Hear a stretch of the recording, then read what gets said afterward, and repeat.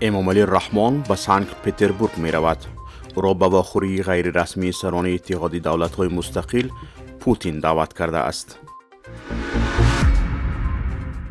موی سفید 60 ساله قبادیانی برای جانبداری و تبلیغ داعش 12 سال حکم زندان گرفت.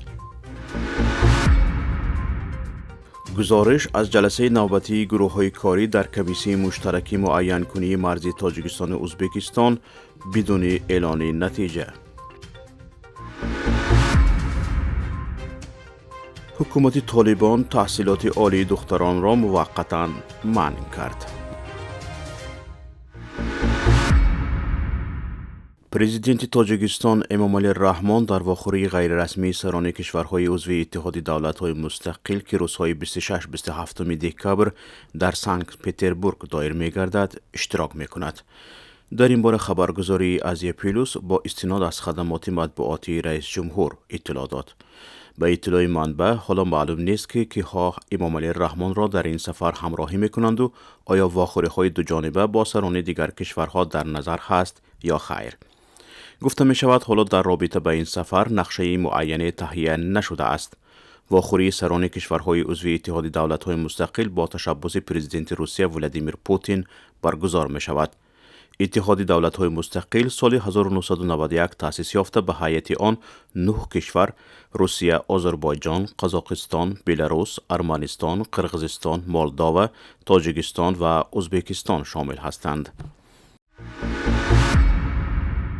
موی سفید 60 ساله سفر کریموف ساکن ناحیه قبادیانی ولایت ختلان با حکم دادگاه ولایت ختلان برای جلب و اشتراک غیرقانونی شهروندان تاجیکستان در عملیات جنگی در حدود دیگر دولت‌ها 12 سال روانه زندان شد.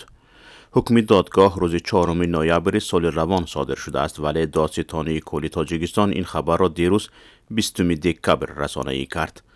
بنا به گزارش دفتر مطبوعاتی دادستانی کلی تاجیکستان، سفر کریموف دوام سالهای 2004 تا 2016 که منتظم با مقصد مهاجرت مهنتی به شهر مسکو روسیه می رفت، با عقیده و غایه‌های افراطی تشکیلات اکستریمیستی تروریستی دولت اسلامی عراق شام شناس شده، آنها را برای خود درست شمرده قبول و دیگران را به آن تشویق کرده است. در نتیجه تشویقات و دعوت‌های منتظم سفر کریموف در روسیه یکچند شهروندان غایه‌های افراطی داعش را قبول کردند. بعد این او در شهر اوزینکی ولایت سمره روسیه دستگیر و برای من بعد استرداد نمودند به تاجیکستان در مؤسسه نگهداری موقتی رقم 1 سمره جایگیر کرده می شود. هنگامی در این مؤسسه نگهداری موقتی قرار داشتنش از ماه آگوست تا ماه نوامبر سال 2017 با راه تشویق و ترغیب عقیده‌های افراطی داعش شهروندان فدراسیون روسیه را نیز برای شامل شدن به صف داعش دعوت کرده است. همین طریق او به تاجیکستان استرداد شده با حکم دادگاه ولایت ختلان از 4 نوامبر 12 سال روانه زندانی نظامش سخت می شود. نظر خود سفر کریموف و یا ادوکات و نزدیکانش برای شرح پرونده به رسانه‌ها دسترس نیست. از 12 تا 19 دکبر سال 2022 در شهر گلستان جمهوری ازبکستان جلسه نوبتی گروه کاری در کمیسیون مشترک معین کنی مرزی تاجیکستان و ازبکستان برگزار شد. ضمن ملاقات پیشنهادهای جانب‌ها عاید به ساختمان خط علامتگذاری لایحه‌ای سرحدی دولتی تاجیکستان و ازبکستان مورد بررسی قرار گرفتند. در ملاقات جانب‌ها همچنین کارهای انجام داده را در سال 2022 جمع‌بست نموده جدول واخوری‌ها برای سال 2023 را به موافقه رسانیدند. بنا به اطلاع دپارتمنت اطلاعاتی وزارت کارهای خارجه جمهوری تاجیکستان در نتیجه ملاقات پروتکل دخدار به امضا رسیده است، اما معلومات درباره نتیجه گفت و شنید داده نشده است. بنا به گزارش رسانه‌ای شده واخوری نوبتی در حدود تاجیکستان برگزار می‌گردد.